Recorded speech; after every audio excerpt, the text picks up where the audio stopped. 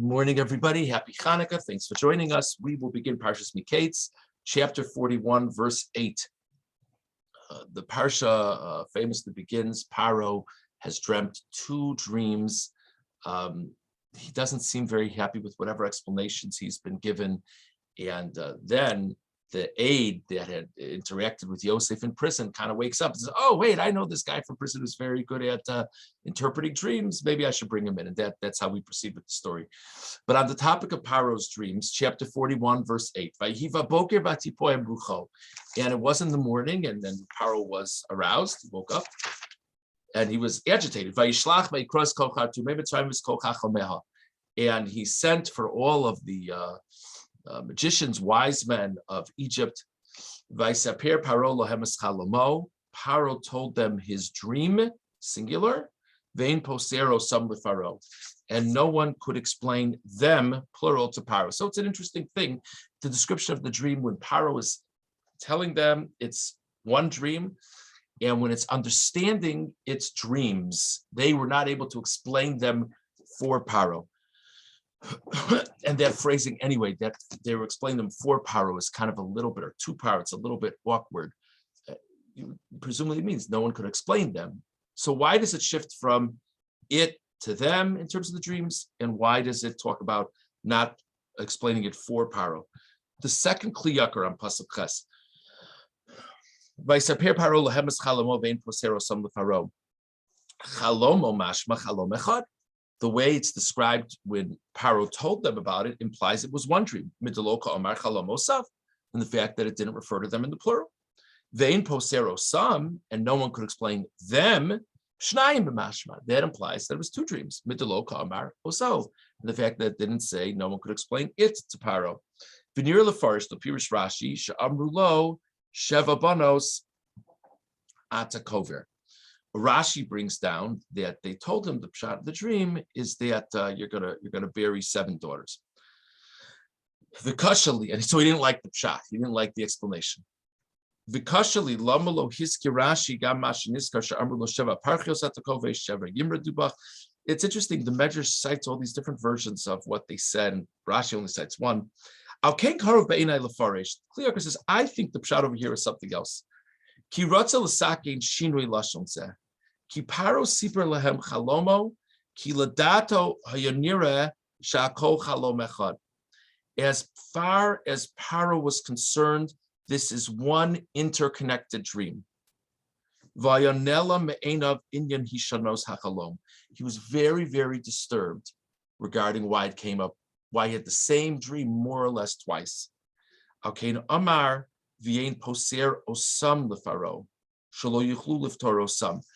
They came with various explanations, but nobody could explain why the dream came twice.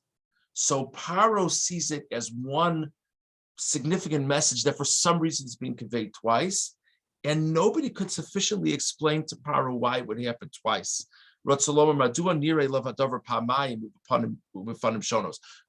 more or less the same dream would come twice in different ways. That's what they weren't able to explain. So they were able to give explanations, but nobody was able to explain them to Paro in a way that he was satisfied with, because he wanted to hear from somebody why the repetition of the dream, with nuance, by the way. So that's why when Paro says it to them, he says it in the singular, because he thinks it's all one dream, and they all viewed it as two separate dreams. Nobody could explain to Paro the interconnection. So that's just an interesting shot. And also it speaks in a more meaningful way to why Paro so confidently rejects them, and what the Yosef's magic words were. Yosef gives a very strong perspective to Paro as to why the dream came up twice. He says to them, it's explicit in the pasuk, says, because God's going to do this very soon. So that's another reason, probably the primary reason, why Yosef's explanation resonated with Paro. So Paro hears about Yosef. He's not happy with anyone else's explanation. Verse 14, Vayishlach Paro vayikras Yosef. Paro sent, he called to Yosef, Vayritzu min habor, and they rushed him out of the pit. Vaygalach vaychalef sim losav. He shaved, he changed his clothing. Vayavo Paro, and he came into Paro. There's such a simple sforno over here, but it's such a beautiful thing to think about. First sforno on Pasuk Yudalad, Vayritzu min abor, they rushed him from the pit. Derech kol shuas Hashem, shenases kmo rega. That's how salvation works. That's how God's salvation works. It always is instantaneous. You're waiting, and then boom, it just happens. The pasuk in Yeshaya, referring to God's ultimate salvation of the Jewish people, says, "My salvation will be close and coming." That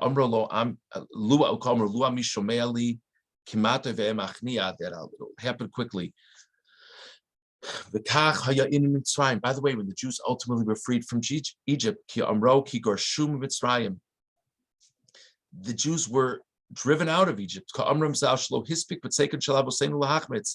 The famous idea that there wasn't time for the dough to rise. That's part of the whole significance of matzah.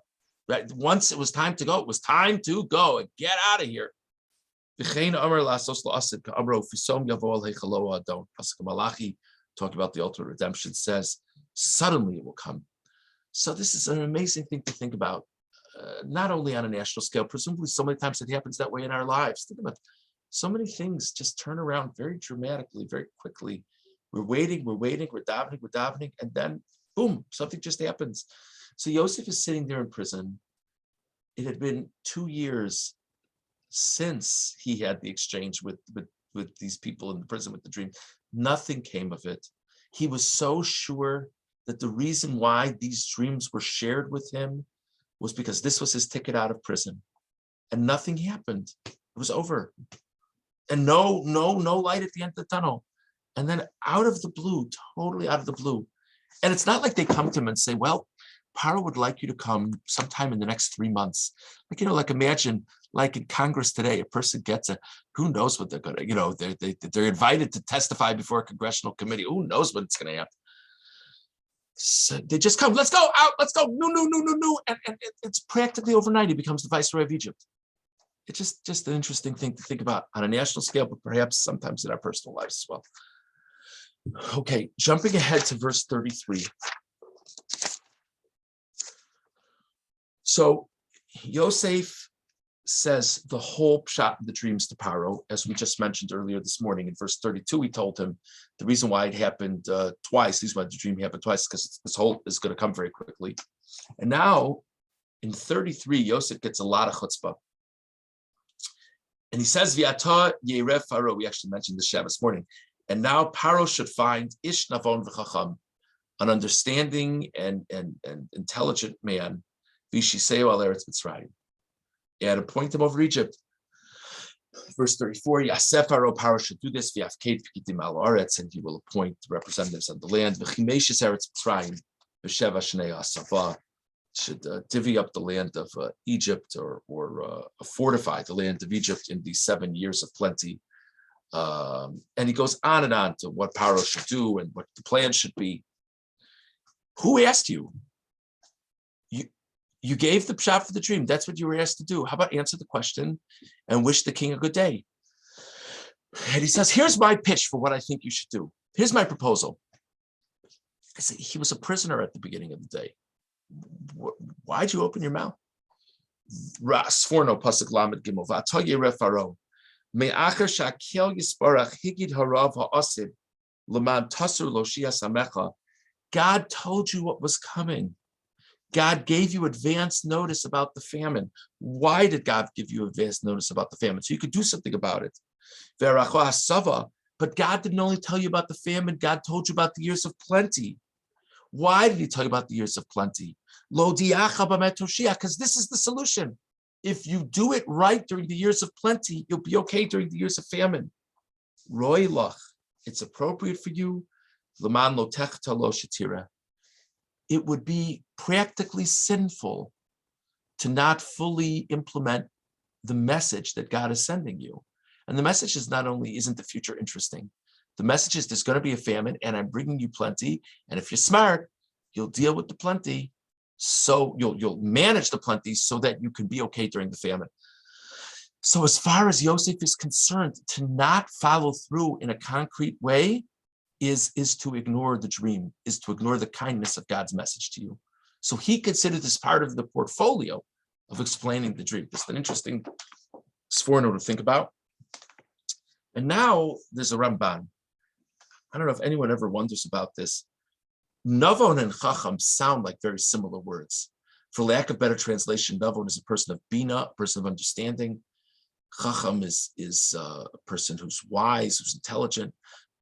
Obviously, the Torah doesn't throw around terms. So Yosef says to Paro, you need a person who's understanding and intelligent. What's this about? Ramban on Pasuk Lamed Gimel. Yere Faro ish navon v'chacham. Amar lo sheyitztarech li'ish navon v'chacham. Shia memuna al kol eretz. You need to find a person who's going to have this role over the entire land.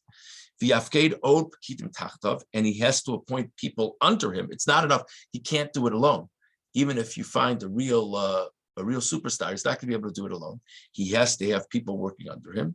That should go around the land of Egypt, and they should gather up all the food. It's not practical that this one person, will be able to go all over the land of Egypt and do this and do that. He has to have a plan in place, but then appoint regional directors.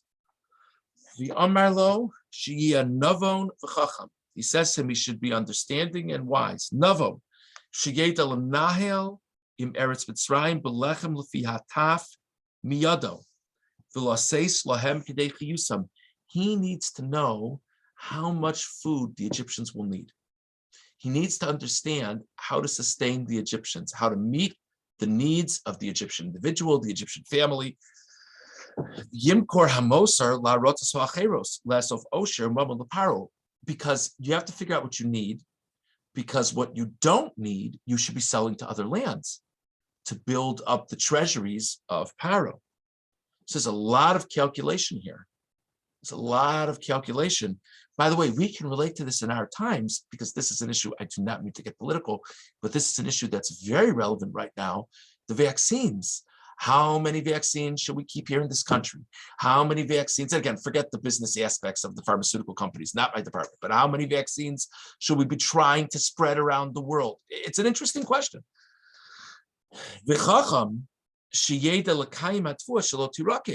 But there's a whole other chachma here. So you need to understand people's needs.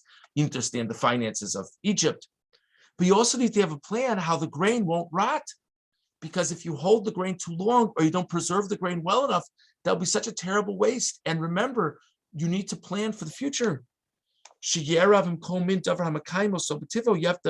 to get really drilled down into the science to figure out how to best preserve all of these crops and grains. Okay, so we discussed this morning one pshat as to what Paro didn't like about the explanations of his wise men as to what was going on with his dreams. We spoke about the Sforno, this remarkable image of Yosef being whisked out of prison to go into Paro. We also spoke about the Sforno. Where did Yosef get the chutzpah from to give Paro his practical advice as to what Egypt should do moving forward? And we spoke about the Ramban, what's meant that the person who Paro appoints to be the new director of Secretary for Agriculture should be a Navon and Chacham. Okay, Nancy? Rabbi. Yeah, this is lahavdil, but Avi used to say that when somebody repeats something, it's because they feel the other person hasn't heard them. And it's not exactly the same thing, because I think Pharaoh heard Hashem, but he didn't understand it. So it's like Hashem says, okay, we're going to say this to you again. Okay. And I don't care if my question is recorded. Okay. Oh, I'm sorry. That's, Yeah. that's okay. I don't care. Nancy. Sorry. That's all right.